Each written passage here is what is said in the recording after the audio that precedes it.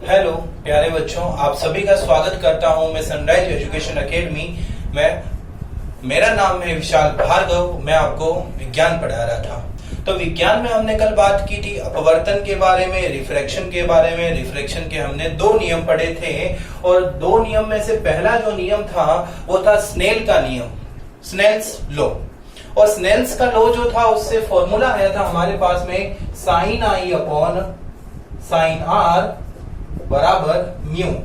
और इस म्यू का नाम जो था वो था आपका अपवर्तनांक, जिसको हम इंग्लिश में किस नाम से जानते हैं बेटा? रिफ्रैक्टिव इंडेक्स के नाम से जानते हैं। तो हम इसी रिफ्रैक्टिव इंडेक्स को आज पढ़ेंगे। तो हम बात कर देते हैं इसी रिफ्रैक्टिव इंडेक्स के बारे में जो स्नेल लॉ ने दिया था। और दूसरा जो नियम था वो था आपतित किरण, अभिलंब तथा अपवर्तित किरण तीनों एक ही तल में एक ही बिंदु पर मिलती हैं। Incident ray, normal and refractive रे meets at same point in the same plane।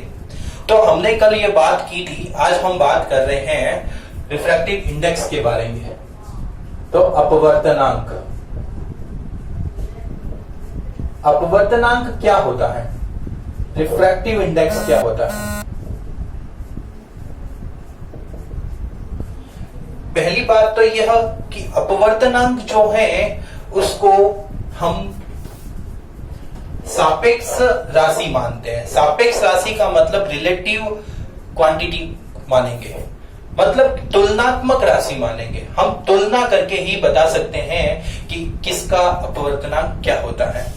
वैसे तो हमारे पास में एक लिस्ट पड़ी है।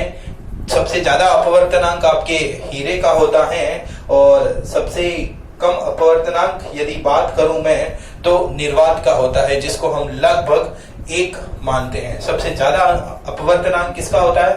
हीरे का। तो अपवर्तनांक के बारे में हमने देखा कि यदि कोई भी माध्यम है, मैं सिंपल सा लॉजिक बता रहा हूं आपको। यदि कोई माध्यम है, जैसे सपोज दैट कि ये मैंने माध्यम रख दिया, यहां पर माध्यम है, मीडियम है। अगर मुझे इस मीडियम का अपवर्तनांक फाइंड आउट करना है तो मैं क्या करता हूं, यदि मेरे पास में कोई माध्यम है तो इस माध्यम में यदि प्रकाश की किरण आती है, प्रकाश की किरण आती है तो वह ओरिजिनल डायरेक्शन में नहीं जाकर मुड़ जाती है। मुड़ती है कि नहीं मुड़ती है? यह माध्यम कोई भी ले सकता हूं। यहां पर मेरी जो प्रकाश की किरण आ रही थी वो एयर से आ रही थी, तो यहां पर अपवर्तनांक जो होगा वह माध्यम का अपवर्तनांक एक स्पेशल वैल्यू होती है। जैसे मैंने अभी आपको बताया, एक टेबल बता दूंगा मैं आपको, उस टेबल के माध्यम से कांच, हीरे, पानी, तेल, इन सब के अपवर्तनांक का अलग अलग मान होता है। तो हमारे स्नेल के नियम में जो अपवर्तनांक आया था उसके बारे में हम बात करते हैं। तो वह जो फॉर्मूला था वो क्या आया था, यहाँ पर एंगल आई था और ये एंगल क्या था? आर था। तो स्नेल ने जो नियम बताया वो क्या नियम बताया? μ21 बराबर sine I upon sine are.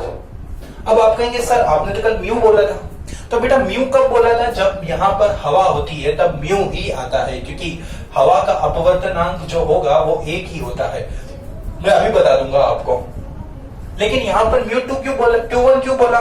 क्योंकि ये मैं यहां हवा नहीं मानकर यहां पर मैं मान लेता हूं माध्यम, मीडियम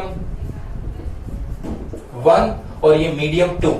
तो मीडियम 1 से मीडियम 2 में जब लाइट रे जा रही है तो थोड़ा अपने डायरेक्शन से डिफ्लेक्ट हो गई, तो इसी को यहाँ पर μ21 बोल दिया। तो μ21 इक्वल्स टू होगा sine I upon sine R. और ये नियम जो था वो स्नेल का नियम था। आई को बारे में जानते हैं आपतन कोण, आर के बारे में अपवर्तन कोण। लेकिन ये सर μ21 क्या होता है? तो इस μ21 को ही हम बोलते हैं सापेक्ष अपवर्तनांक, जिसको हम बोलेंगे रिलेटिव रिफ्रैक्टिव इंडेक्स। मैंने अभी बोला ना ये तुलनात्मक राशि होती है अपवर्तनांक। तो तुलनात्मक राशि है, इसलिए मैं इस μ21 को क्या बोलूंगा, यहां पर 2 पहले आया है तो बेटा इसको बोलेंगे माध्यम 2 का, माध्यम 2 का, माध्यम 1 के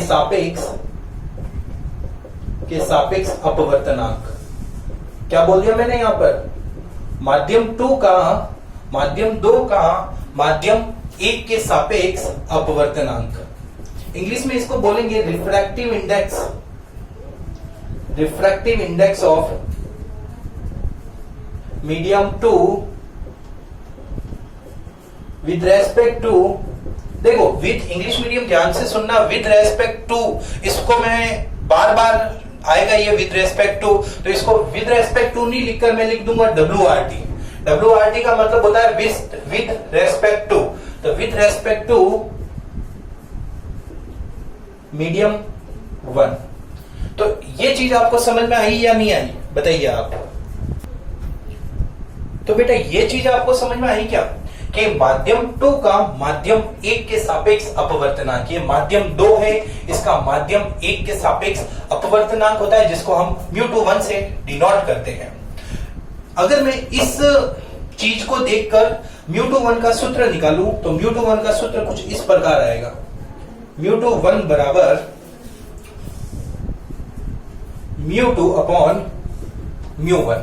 क्या बोला मैंने, μ2 अपॉन μ1, मतलब माध्यम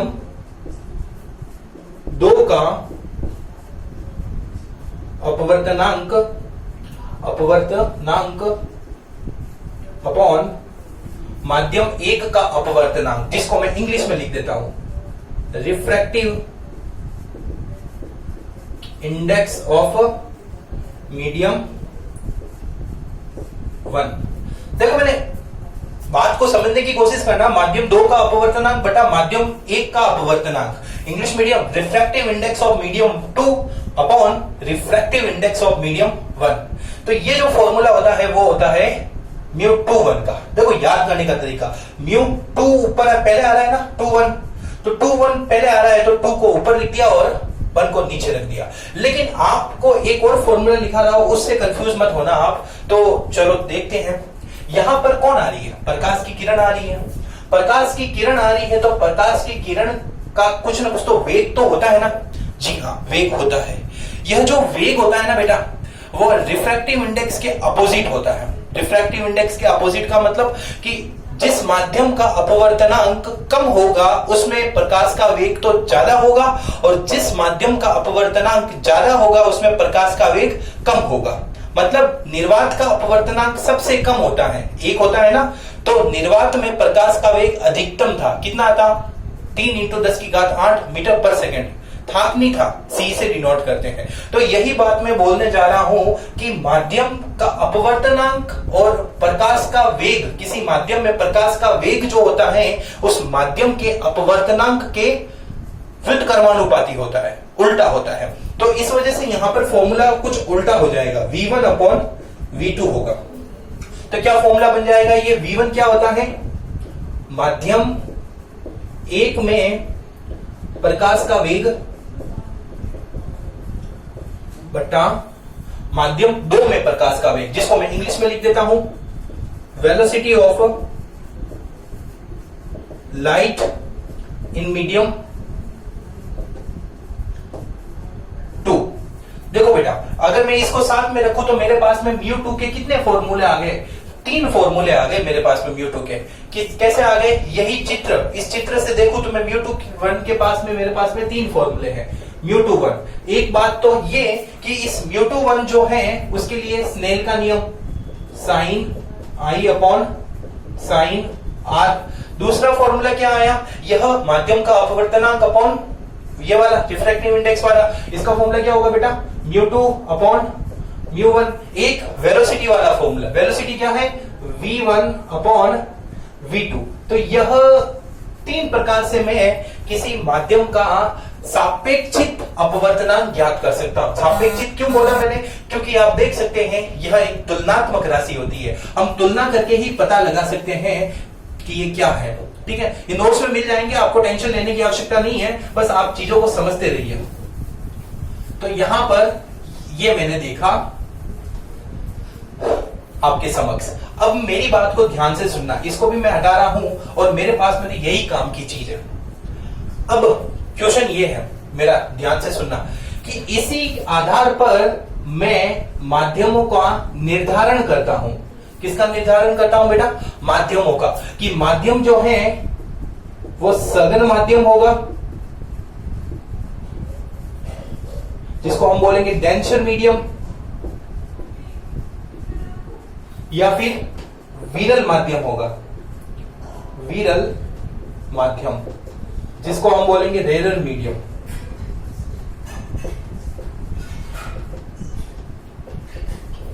तो देखो, हम सघन माध्यम और विरल माध्यम ये भी तुलनात्मक राशि ही है।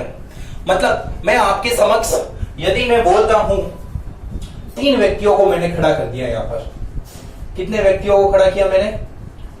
3 व्यक्तियों को मैंने यहां पर खड़ा कर दिया, नाम दे दिया मैंने ए, बी और सी, और मैं बी के लिए बोलता हूं, मैं यहां पर बी के लिए बोलता हूं कि ए तथा बी में बी छोटा है, बोना है, स्मॉल है। तो आप देख सकते हैं यहां पर बी को मैंने क्या बोल दिया, अब स्मॉल बोला, लेकिन किसके संबंधित, किससे रिलेटेड स्मॉल है ये, किससे छोटा है? ए से छोटा है। तो मैंने ए और बी की तुलना की, तो उस केस में मुझे बी जो है वो क्या मिला? छोटा मिला, स्मॉल मिला। लेकिन यदि मैं तुलना करता हूं बी और सी के बीच में, तो बी और सी के बीच में तुलना करूंगा, तो उस केस में क्या बी छोटा होगा? नहीं होगा। तो अब इस केस में बी जो है वो क्या हो जाएगा? बड़ा हो जाएगा, लार्ज हो जाएगा। तो कहने का मतलब ये बी पे हम ये फाइनली हम ये मोहर नहीं लगा सकते कि फलाना माध्यम जो है वो सघन माध्यम ही है, ये मोहर हम नहीं लगा सकते। ये हमें डिपेंड करेगा कि हम तुलना किससे कर रहे हैं, आगे वाला कौन है। आपको समझ में आई बेटा बात? तो यहां पर वही चीज है कि तुलनात्मक राशि होती है तो सघन माध्यम और विरल माध्यम।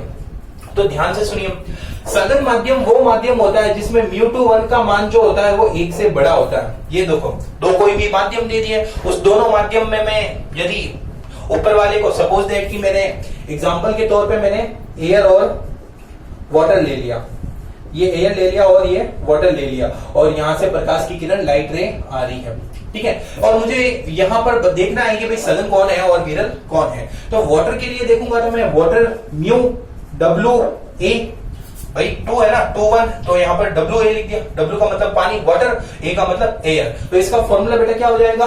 Mu W upon mu A. क्या फॉर्मूला हो जाएगा? Mu W upon mu A.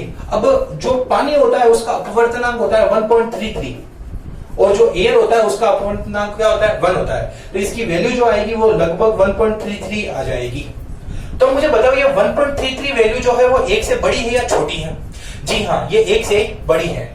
तो यहां पर म्यू ए डब्ल्यू का मान 1 से बड़ा है, इसका मतलब ये जो दूसरा वाला माध्यम है ना, दूसरा वाला माध्यम, यह कौन सा माध्यम है? 1 से बड़ा है, तो क्या है? ये सघन माध्यम है। कौन सा माध्यम है? सघन माध्यम। इसका अगर हिंदी में बोलूं तो यही तो बोलता हूं मैं कि दूसरे माध्यम का पहले माध्यम के सापेक्ष अपवर्तनांक, मतलब बात दूसरे माध्यम की कर रहा हूं, तो दूसरा माध्यम तो वाटर है, तो वाटर का अपवर्तनांक। लेकिन जस्ट इसका मैं उल्टा बोल देता। क्या बोलता उल्टा? कि यदि कोई लाइट रे वाटर से एयर में आती, तो यहां पर ये लाइट रे आ रही है, तो उस केस में मैं फाइंड आउट करूंगा तो ए डब्ल्यू करूंगा। ए डब्ल्यू मतलब एयर का अपवर्तनांक किसके सापेक्ष? वाटर के सापेक्ष। तो मतलब mu A upon mu W करूंगा। अब आपको पता है म्यू ए, एयर जो निर्वात होता है उसका अपवर्तनांक तो 1 होता है, और पानी का अपवर्तनांक 1.33 होता है। अगर मैं इसका भाग दूंगा तो ये वैल्यू जो है वो 1 से छोटी आएगी। छोटी आएगी तो मुझे पता चल गया कि ये जो पहला अक्षर है ना ए, वो ए क्या होगा? आपका विरल होगा। मतलब आप चीज को समझने की कोशिश करना बेटा कि ऐसा माध्यम जिसका सापेक्ष अपवर्तनांक, रिलेटिव रिफ्रैक्टिव इंडेक्स, उसका मान यदि 1 से बड़ा है तो वो डेंसर मीडियम होगा, और यदि उसका मान 1 से छोटा है तो वह रेयर मीडियम होगा। आपको चीज समझने की कोशिश करनी चाहिए। मैं आपको बता रहा हूं तो उसको बात को समझना। ये तुलनात्मक राशि है, तुलना करके ही हम पता लगा सकते हैं। इजीली आपके समझ 2-3 एग्जांपल ही आएंगे। मतलब एयर जो होता है वो हमेशा एयर का अपवर्तनांक म्यू, हमेशा ये जो है एयर, ये हमेशा क्या होता है? विरल माध्यम होता है। और एयर से रेस्पेक्ट में अपन बात करेंगे तो एयर के रेस्पेक्ट में जो भी मीडियम आएंगे वो सभी क्या होंगे? नेचुरल मीडियम होंगे। लेकिन लोचा कब हो जाएगा? जैसे वाटर और डायमंड की बात करें, या फिर वाटर और किसी कांच की बात कर देते हैं। सपोज दैट कि ग्लास की बात करता हूं, ये लो ग्लास। तो वाटर का अपवर्तनांक 1.33 होता है, और ग्लास का अपवर्तनांक 1.50 होता है। तो आप देख सकते हैं यहां पर कि ग्लास का अपवर्तनांक ज्यादा है, तो इसको हम अगर मैं 1.33 का भाग 1.50 में दूंगा तो इसका मान जो है वो ज्यादा आएगा ना, ज्यादा आएगा, बकायदा ज्यादा आएगा। तो ग्लास का अपवर्तनांक अगर मैं बात करूं ग्लास का इसके सापेक्ष अपवर्तनांक की, तो यहां ये मत समझना सर 1.50 है तो ये भी तो 1 से बड़ा है, और सर यहां पर 1.33 है ये भी 1 से बड़ा है, मतलब ये जो है ना दोनों सघन है। नहीं बेटा, यह तो इसका अपवर्तनांक है, लेकिन मैं यदि इसका और इसका यदि मैं सापेक्षिक अपवर्तनांक की बात करता हूं, रिफ्रैक्टिव, मैंने रिलेटिव रिफ्रैक्टिव इंडेक्स की बात करनी है, म्यू जी डब्ल्यू मतलब जी का डब्ल्यू के सापेक्ष, तो mu G upon mu W, तो म्यू जी की वैल्यू होती है 1.5 अपॉन म्यू डब्ल्यू 1.33। देख सकते हैं ऊपर वाला अंश बटा हर अंश बड़ा है, तो ये मान जो है 1 से ज्यादा आएगा। इसका मतलब ग्लास जो होता है वो कौन सा होता है, सघन होता है। 1 से ज्यादा आ रहा है, सघन है ना। न्यूमरेटर अपॉन डिनोमिनेटर, न्यूमरेटर ज्यादा है तो फिर वैल्यू जो है वो 1 से ग्रेटर आएगी, बड़ी आएगी। लेकिन इस केस की बात करूं तो इसका अपवर्तनांक मुझे देखना है, सापेक्षिक अपवर्तनांक तो म्यू डब्ल्यू जी के सापेक्ष देखूंगा ना, तो म्यू डब्ल्यू जी तो फॉर्मूला क्या हो जाएगा बेटा, mu W upon mu G. Mu W जो वैल्यू है वो कितनी है आपकी 1.33 अपॉन 1.5, तो इसकी वैल्यू जो आएगी वो 1 से छोटी आएगी। देख सकते हैं आप, अंश बटा हर ज्यादा है, हर बड़ा है। न्यूमरेटर अपॉन डिनोमिनेटर, डिनोमिनेटर बड़ा है तो उसकी वैल्यू 1 से क्या आएगी, छोटी आएगी, तो वो क्या है, विरल माध्यम है। इन दोनों की तुलना करूं ग्लास और वाटर की, तो ग्लास जो है वो सघन होगा, डेंचर होगा, और डब्ल्यू होगा वो विरल होगा, रेयर होगा। चलो ठीक है, तो ये चीज आपको समझ में आ गई कि सघन माध्यम किसे कहते हैं और विरल माध्यम किसे कहते हैं। अब मेरी बात को थोड़ा ध्यान से सुनना, मैं यहां पर 2 चीजें बता रहा हूं।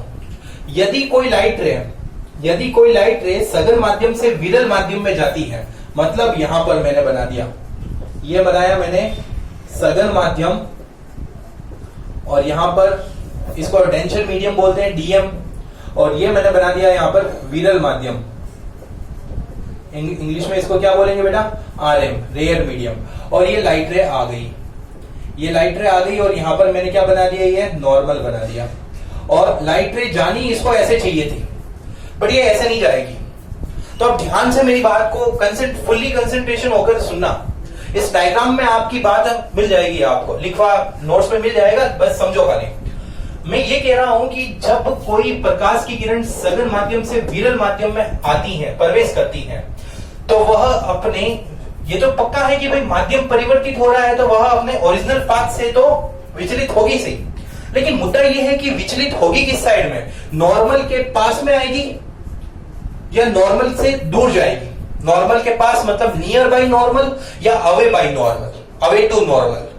तो यहां ध्यान रखना बेटा कि सघन से यदि विरल में आती है, सघन से यदि विरल में आती है तो वह नॉर्मल से दूर चली जाती है। क्या चली जाती है, दूर चली जाती है, नॉर्मल से दूर चली जाएगी, अवे फ्रॉम दी नॉर्मल। और जस्ट इसका अपोजिट क्या, यदि मैंने क्या बोला, यदि वह प्रकाश की किरण विरल माध्यम से सघन माध्यम में आती है, जैसे कि यहां पर ये विरल माध्यम, इंग्लिश में बोलूं तो रेयर मीडियम, और यहां पर ये सघन माध्यम, इंग्लिश में बोलूं तो डेंचर मीडियम, और ये लाइट रे आ रही है, ये लाइट रे आ रही है, जाना इसको ऐसे चाहिए था, लेकिन ये विरल माध्यम से सघन माध्यम में आ रही है, तो वह क्या करेगी, नॉर्मल से नजदीक आ जाएगी, नॉर्मल के नजदीक आएगी। ध्यान रखना हमेशा, इसलिए आपको मैंने बताया था कल कि एयर लिया था और यहां पर वाटर लिया था, तो आपको पता है कि भाई जो एयर होता है वो विरल माध्यम है, रेयर मीडियम है, हवा, और पानी है जो सघन माध्यम है। तो उस केस में मैंने उस किरण, प्रकाश की किरण को नॉर्मल के नजदीक लेके गया था, अभिलंब के पास लेके गया था मैं। तो इन दोनों चीजों को ध्यान रखना। ये तो आपके नॉर्मल, देखो ज्यादा लोड लेने की जरूरत नहीं है। ऐसा क्यों मैंने बोला, क्योंकि ये जो चीज है वो तो आप हमेशा बनाते हो ही, लेकिन ये भी चीज आपको ध्यान रखनी होती है, क्योंकि यह आप TIR में पढ़ोगे। किसमें पढ़ोगे, टोटल इंटरनल रिफ्लेक्शन, पूर्ण आंतरिक परावर्तन। इसमें आज का टॉपिक है, अगला टॉपिक यही है, TIR में आप पढ़ोगे। तो इसलिए आपको ये बात थोड़ी ध्यान रखनी पड़ती है। ठीक है, ओके बेटा। तो मैं आई होप कि ये चीज आपको समझ में आ गई होगी कि अपवर्तनांक क्या होता है और किस प्रकार हम अपवर्तनांक से फॉर्मूले फाइंड आउट कर सकते हैं। वेलोसिटी के बारे में भी रिलेशन बता दिया मैंने आपको, और सघन माध्यम विरल माध्यम क्या होता है उसके बारे में बताया, और ये भी बताया एग्जाम में एक बार क्वेश्चन पूछ लिया था कंपटीशन एग्जाम में कि जब कोई प्रकाश की किरण सघन माध्यम से विरल माध्यम में जाती है तो वह पर अपवर्तन के बाद किस दिशा में मुड़ जाएगी। पहला ऑप्शन था, आज का क्वेश्चन है, सघन से विरल में जा रही है तो पहला ऑप्शन था प्रकाश की किरण अभिलंब के नजदीक जाएगी, दूसरा ऑप्शन था प्रकाश की किरण अभिलंब से दूर चली जाएगी, तीसरा ऑप्शन था अपरिवर्तित होगी, चौथा ऑप्शन था डाटा असफिशिएंट है। तो आप मुझे कमेंट करके इसका आंसर बताना कि भाई इसका उत्तर क्या आएगा। क्या कि सघन से विरल में जाती है तो प्रकाश की किरण दूर चली जाती है, और विरल से सघन में आती है तो प्रकाश की किरण नजदीक आ जाती है। और यदि माध्यम परिवर्तित होता ही नहीं है, माध्यम परिवर्तित ही नहीं होता है, तो उस केस में वह सीधी चली जाती है। ठीक है बेटा, तो हमने ये बात की, आज से जस्ट 2 साल पहले बोर्ड के एग्जाम में क्वेश्चन पूछ लिया था, उसी को हम डिस्कस करते हैं आज। क्या है क्वेश्चन? आयताकार कांच की स्लेब के द्वारा अपवर्तन। क्या समझाऊंगा बेटा मैं? आयताकार कांच की स्लेब द्वारा अपवर्तन। इंग्लिश में इसको क्या बोलेंगे? इंग्लिश में बोलेंगे refraction due two rectangular glass slab. Okay बेटा, रेक्टेंगुलर ग्लास स्लैब के कारण जो रिफ्रैक्शन होता है उसको हम समझेंगे। आइए, बहुत ही साधारण है, कोई टफ नहीं है। अगर आपको वो कंसेप्ट पता है कि सघन से विरल में जाती है तो दूर चली जाती है, डेंसर से रेयर में तो दूर, और रेयर से डेंसर में तो नॉर्मल के नजदीक, वो चीज याद है तो आपको चुटकियों में इसको कर लोगे आप। साधारण सा क्वेश्चन है, देखो मैंने यहां पर एक कांच की स्लैब बना दी है, ये थिकनेस है, ऐसी मोटी होती है ना थिकनेस, जैसे इस प्रकार की स्लैब है, ये ऐसी स्लैब है जिसकी लेंथ भी है, ब्रेथ भी है एंड हाइट भी है, ऐसे रख दी मैंने। ठीक है, 12th क्लास में जाओगे तो इसका प्रैक्टिकल भी है। तो अभी तो आपको समझना है कि ये 3D में एक कांच की स्लैब है, इसको मैंने रख दिया, और यहां से मैं यदि देखता हूं, किसी नाम दे दिया मैंने इसका ABCD, और क्या है बेटा ये आपकी, ये है रेक्टेंगुलर ग्लास स्लैब RGS। क्या है? आयताकार कांच की स्लैब, आयताकार रेक्टेंगुलर कांच की स्लैब। इंग्लिश मीडियम वाले बच्चे बड़ा इंटेलिजेंट बच्चे हैं, बहुत बढ़िया बच्चे हैं, इसलिए मैं शॉर्टकट में लिख रहा हूं। हिंदी मीडियम बच्चे थोड़े से दयनीय अवस्था में हैं, इसलिए मैं पूरा लिखना चाहता हूं, बट इंग्लिश मीडियम वाले बच्चे बहुत ही स्मार्ट बच्चे हैं, बहुत बढ़िया बच्चे हैं, इसलिए मैं शॉर्ट में लिख रहा हूं, तो बच्चे बड़े समझ जाते हैं, समझदार बच्चे हैं। चलो आगे चलते हैं। तो हमने यहां से प्रकाश की किरण आई, ये भाई साहब प्रकाश की किरण आ रही है, P चुपचाप आ रही है, मजे में आ रही है। यहां तो हवा थी, एयर थी, कोई इश्यू था ही नहीं, और ये कांच की ग्लास है तो कांच है, ग्लास है, और ये वापस यहां पर हवा है, एयर है। अब बेटा मैं आपको यहां अपवर्तन करवाने से पहले मैं एक बात पूछना चाहता हूं, मुझे आप बताओ जरा कि यहां ये जो हवा है, ये हवा कौन सा माध्यम है, और ये कांच कौन सा माध्यम है, और वापस हवा कौन सा माध्यम है। तो आपको पता है कि भाई कांच, हवा जो होती है वो तो सदैव, हवा जो ऐसी चीज है, निर्वात है, वैक्यूम है, वो सदैव विरल माध्यम ही होती है, रेयर मीडियम। तो विरल है, ये कौन सी है? विरल है, रेयर। तो कांच कौन सी होगी? दूसरी है सघन। सघन को क्या बोलते हैं बेटा? डेंसर। और ये तो वापस बेचारी क्या है? रेयर है, रेयर मीडियम, विरल माध्यम। बहुत ही सिंपल है, बहुत आसान। तो मुझे बताओ, यहां से प्रकाश की किरण आई, यहां पर P से आई और यहां पर आई, आ गई, कोई दिक्कत नहीं है, छो आई। इस बिंदु से यहां टकराएगी तो मुझे नॉर्मल तो बनाना ही पड़ेगा ना। ये मैं नॉर्मल बना रहा हूं। यहां ये अगर कांच नहीं होता तो ये ऐसे चली जाती कि नहीं जाती? ऐसे जाती बकायदा, ये ऐसे चली जाती। अगर कांच नहीं होता तो ये ऐसे चली जाती, लेकिन कांच आ गया। कांच आने के कारण यहां पर इस बिंदु को नाम दे दिया मैंने Q, और ये जो है N का मतलब क्या है? अभिलंब, नॉर्मल। तो इस बिंदु Q पर हमने देखा कि इसका अपवर्तन होगा। अब अपवर्तन हो तो जाएगा, कोई दिक्कत नहीं है। तो यह विरल से सघन में जा रही है बेटा, हवा से कांच में जा रही है, विरल से सघन में, रेयर से डेंसर में। तो उस केस में वह नॉर्मल के निकट जाएगी या नॉर्मल से दूर जाएगी? तो मैंने बताया था सेकंड वाला नियम क्या था, विरल से सघन में जाती है तो हमेशा वह प्रकाश की किरण नॉर्मल के नजदीक चली जाती है, नियर टू नॉर्मल। तो किधर आ जाएगी? नजदीक आ जाएगी, ये ऐसे आएगी नजदीक, ऐसे चली जाएगी। नजदीक जा रही है ना, उधर जाती तो दूर जाती, और ऐसे जा रही है बेचारी चुपचाप। बढ़िया है, जाने दो इसको, क्या है। लेकिन जैसे ही ये यहां पर आएगी तो यहां इस बिंदु पर वापस इसका अपवर्तन होगा। एक बार अपवर्तन हो गया, PQ जाना उसका ऐसे चाहिए था, बट यहां से QR डायरेक्शन में इधर आ गई, R बिंदु पर आ गई। जाना इसको किधर चाहिए था? ऐसे चाहिए था। नाम दे देता हूं मैं, दे दूंगा बाद में, कोई दिक्कत नहीं है। तो यहां पर R पे आ गई। जैसे ही यहां R पे आई तो यहां पर भी मुझे क्या बनाना पड़ेगा? एक अभिलंब बनाना पड़ेगा। इसका नाम दे दिया मैंने बेटा N डैश। दूसरी बार आ गई ना N डैश, ये भी अभिलंबी है R बिंदु पर, ठीक है। और इसको जाना ऐसे सीधा चाहिए था, जाना इसको सीधा चाहिए था, बट ये सीधा नहीं जाती है। ये डायग्राम थोड़ा सा ये वाला है ना, थोड़ा ऐसे बढ़ा देता हूं, ठीक है। जाना इसको ऐसे चाहिए था, बट ये ऐसे नहीं जाती है, तो वह अपनी दिशा से मुड़ जाएगी। अब वापस लोचा हो गया कि भाई किधर मुड़ेगी, वो अभिलंब से दूर जाएगी या अभिलंब के नजदीक आएगी। तो मैंने यहां पर बताया कि यह अब जो है, अब की बार जो अपवर्तन हो रहा है वो सघन से विरल में जा रही है, डेंसर से रेयर में जा रही है।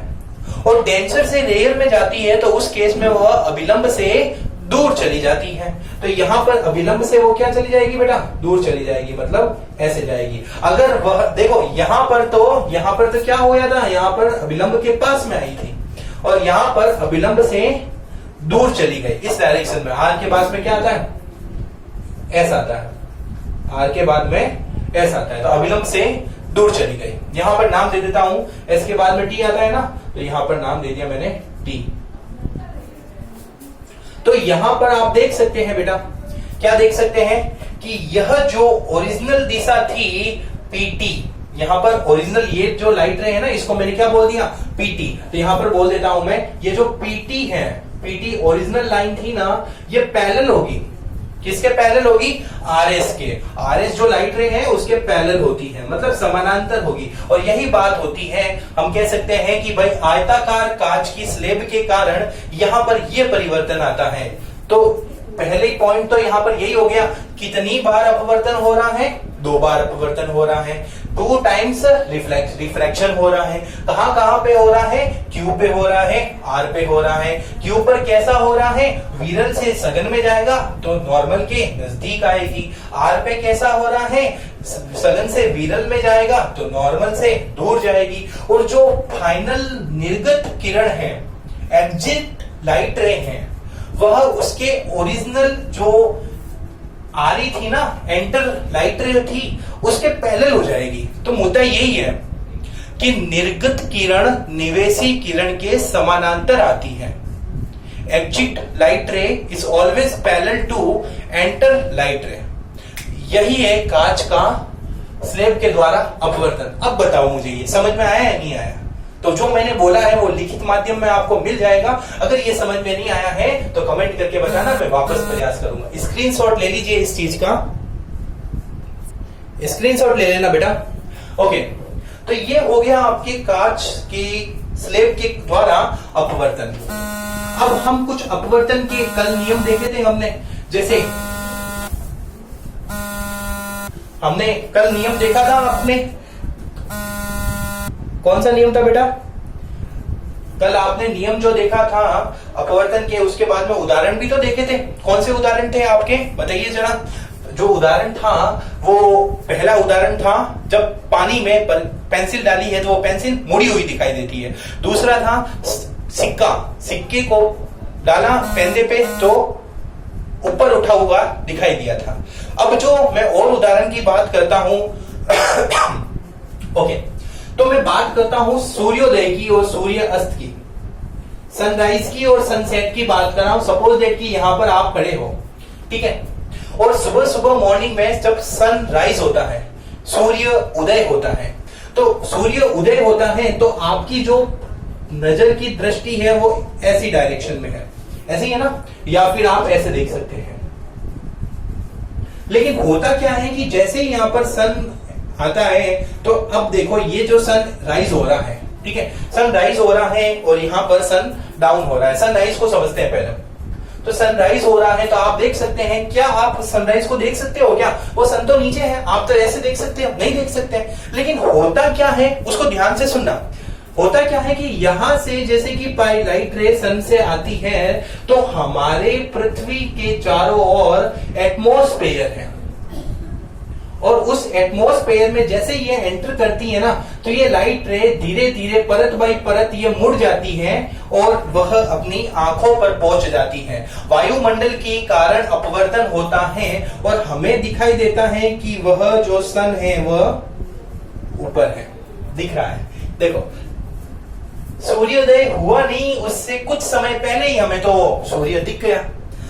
इसी प्रकार यहां पर भी सूर्य अस्त वाला केस है कि सूर्य अस्त जैसे ही होता है यहां पर तो यह से लाइट रे आती है, वो वायुमंडल परत के कारण यहां पर रिफ्लेक्शन हो जाता है और हमें वह सन सूर्य अस्त होने के पश्चात भी दिखता है। तो यही जो एग्जाम्पल है ये आपके फिनोमिनॉन, किसका है फिनोमिनॉन है? आपके रिफ्लेक्शन का है कि सूर्योदय से कुछ समय पहले तथा सूर्योदय के सूर्यास्त के कुछ समय पश्चात भी हमें सूर्य दिखाई देता है। और यह बेहतरीन उदाहरण है आपके प्रकाश के अपवर्तन का। We can see the sun sometime before sunrise and after sometime sunset। मतलब सनसेट के कुछ टाइम बाद, आफ्टर सम टाइम हम सन को देख सकते हैं, या फिर सनराइज से बिफोर सम टाइम, कुछ समय पहले। यह लगभग 4 मिनट का अंतराल होता है।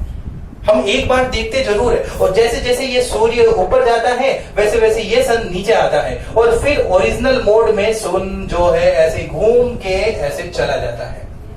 तो यह उदाहरण बेटा किसका है? आपका बता दिया मैंने आपको। किसका उदाहरण है बताओ जरा? अपवर्तन का उदाहरण है। किसका उदाहरण है? अपवर्तन का उदाहरण है। चलो एक और उदाहरण है पूर्ण आंतरिक परावर्तन। टॉपिक थोड़ा बड़ा है, इसको हम कल डिस्कस कर लेंगे, लेकिन तीसरा उदाहरण है उसी को हम आज डिस्कस करते हैं, जिसका नाम दे दिया मैंने वर्ण विक्षेपण। क्या बोला मैंने? वर्ण विक्षेपण, डिस्पर्जन, डिस्पर्जन ऑफ लाइट। क्या होता है बेटा डिस्पर्जन? ध्यान से सुनना। बचपन में आप करते थे, क्या करते थे? मॉन्टेक्स नाम करके एक पेन आता था, उस पेन की सहायता से आप करते थे। अब बड़े हो गए हो तो प्रिज्म से करते हैं। ध्यान से सुनिए, जब कोई प्रकाश की किरण, ये प्रकाश की किरण है, लाइट रे है, लाइट रे है, प्रकाश की किरण प्रिज्म से टकराती है। जैसे ही प्रकाश की किरण प्रिज्म से टकराएगी तो अपने 7 वर्णों में, 7 रंगों में विभक्त हो जाती है, डिवाइड हो जाती है। प्रकाश की इस घटना को ही हम बोलते हैं प्रकाश का वर्ण विक्षेपण। वर्ण का मतलब होता है बेटा कलर, रंग। तो प्रकाश की लाइट का उसके 7 कलर में विभक्त हो जाना, डिवाइड हो जाना, यही डिस्पर्जन कहलाता है। क्या कहलाता है? यही डिस्पर्जन। कैसे विभाजित होती है? यहां से जानी इसको ऐसे सीधे चाहिए थी, लेकिन अब ये मुड़ना शुरू कर देती है। 1 2 3 4 5 6 और ये 7, ये मुड़ गई। यहीं से ही मुड़ना, पहली बार में यहां से मुड़ना शुरू हो गई। मुड़ेगी क्यों नहीं? यहां से हवा थी, हवा से जैसे कांच में, प्रिज्म किसका होता है? कांच का ही तो बना होता है, ग्लास का ही तो बना होता है। तो जैसे ही एयर से ग्लास में आई तो इस पॉइंट पर रिफ्रैक्शन होगा। बच्चे गलत बनाते थे डायग्राम, आपको गलत नहीं बनाना है, इस बिंदु से भी होगा। होगा। इस कारण से इस बिंदु से ही वो 7 कलरों में क्या हो गई, विभक्त हो गई। अभी तक तो यहां पर आई, तब तक तो ग्लास में थी, तब ये बाहर जाएगी तो थोड़ी और डिफ्लेक्ट होगी, तो ये डिफ्लेक्ट हो गई। और कितने कलर होंगे बेटा, ये 7 कलर होंगे। कितने कलर होंगे, 7 कलर होंगे। अब मुद्दा आता है सर 7 कलर कौन से होंगे, तो देखो VIB विबज्योर नाम सुना होगा आपने। V का मतलब होता है वॉयलेट, बैंगनी colour, indigo, blue, green, yellow, orange, red colour. बेजानी हपी नाला नाम सुना है, बेजानी हपी नाला। बैंगनी कलर, जामुनी कलर, नीला कलर, हरा कलर, पीला कलर, नारंगी कलर और लाल कलर। तो अब मेरा क्वेश्चन ये है, यहां पर देख सकते हैं आप कि सबसे कम, अब देखो जो सबसे दूर है उसका विचलन सबसे ज्यादा हुआ है, तो कुछ पॉइंट मैं यहां पर बना रहा हूं, बोल रहा हूं मैं यहां पर लाल रंग का विचलन सबसे कम होता है। क्या बोला बेटा मैंने, लाल रंग का विचलन सबसे कम है। Dispersion of red colour is very low, सबसे कम है। सबसे कम देख सकते हैं आप, सबसे कम है। सबसे ज्यादा किसका है, बैंगनी कलर का। वेरी गुड, तो बैंगनी कलर का विचलन सबसे ज्यादा होता है। अब ये लाल कलर का विचलन सबसे कम होता है, इसी वजह से आपको पता हो तो खतरे का निशान जो होता है वो लाल कलर का होता है। क्यों होता है लाल कलर का, क्योंकि अगर एटमॉस्फेयर में धुंध, बारिश जैसा मौसम बना हुआ है, उस केस में ये जो लाल कलर है वो विचलित नहीं होगा। बाकी इसकी जगह कोई दूसरा कलर ले लूं तो वो बहुत दूरी पर है तो वो विचलित हो जाएगी, मतलब आने वाला जो बंदा है वो उस कलर को देख नहीं पाएगा, और देख नहीं पाएगा तो जैसे ही नजदीक जाएगा तब बोलेगा ओले, यहां तो ये फाटक बंद थी और मेरी स्पीड भी फास्ट है, दे बचीड़, एक्सीडेंट हो जाएगा। उस एक्सीडेंट को बचाने के लिए हमें कौन से कलर का खतरे का निशान बनाते हैं, हम लाल कलर का बनाते हैं। इसी वजह से लाल कलर के साइन को हम स्टॉपिंग के लिए यूज करते हैं। किसी भी व्हीकल है, किसी भी चीज को रोकना है तो वहां पर हम प्रतीक चिन्ह के रूप में किसका उपयोग करते हैं, लाल कलर का प्रयोग करते हैं। कारण क्या, उसका विचलन सबसे कम होता है। आप देख सकते हैं नीला, नीले कलर जो है इसका भी विचलन अच्छा खासा है, इसलिए आकाश जो है वो काला होने के बावजूद भी नीला कलर का दिखाई देता है। ब्लू स्काई दिखता है, नीले कलर का आकाश। उसके पीछे का कारण क्या है, क्योंकि उसका विचलन जो है वो ज्यादा होता है। तो यह वर्ण विक्षेपण की जो क्रिया है वो भी अपवर्तन का उदाहरण है बेटा। तो आई होप आपको समझ में आया होगा। मैं आशा करता हूं आप खुश रहो, तंदुरुस्त रहो, अध्ययन करते रहो और अपने सपने को जरूर पूरा करो। धन्यवाद।